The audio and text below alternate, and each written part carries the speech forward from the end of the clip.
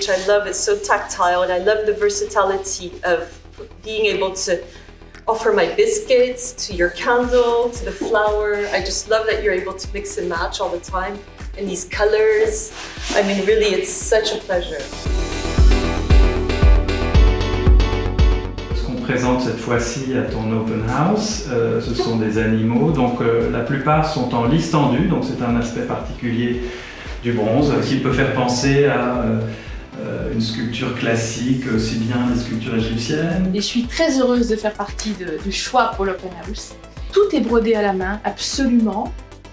Here, this is your selection of Hermes bags, but you picked very specific pieces.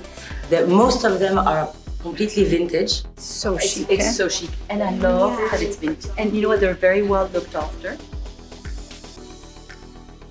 And you have to tell us the charity and all the cause, all that we love and that we have to do for our planet. The aim is to plant trees in the Amazon and to make that a gift back. So we made sustainable gifts done by artisans in England and in Brazil.